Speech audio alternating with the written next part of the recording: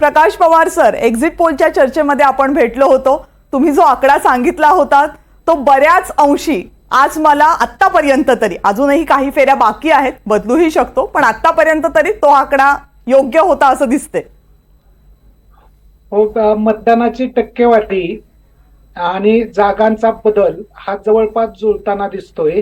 त्याच्यामुळे तो तसा आकडा आपल्या पुढे आलेला आहे. जर इथून पुढे हाच मतदानाच्या टक्केवारीचा कल राहिला दोन आघाड्यांकडे, तर बहुतेक या आकड्यामध्ये फार काय बदल होणार नाही, असाच हा आकडा राहू शकतो.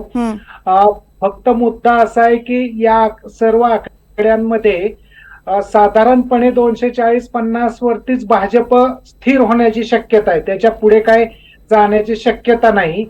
जो काय मुद्दा असेल त्या दोन आघाड्यांमधला, तर तो एनडीए कडे असणारे पार्टनर फुटतायत का एनडीए कडेच राहतायत याच्यावरती सगळं या निवडणुकीचं भवितव्य किंवा आउटपुट डिपेंड असणार आहे असं दिसतं.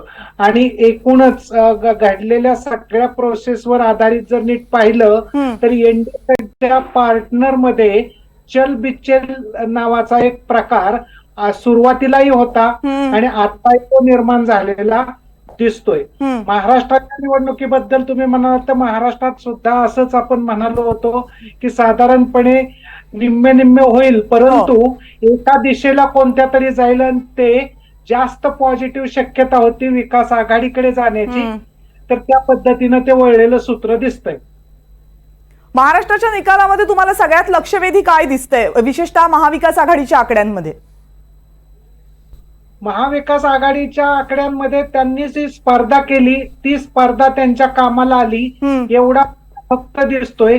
परंतु त्यांच्या मधला एक दोन भाग जे आहेत ते अत्यंत महत्वपूर्ण आहेत की जे शरद पवारांच्या बद्दल लिडरशिपला जरी प्रतिसाद मिळालेला असला तरी शरद पवारांच्या बद्दल एवढा प्रतिसाद मिळेल का नाही ही एक शेवटी.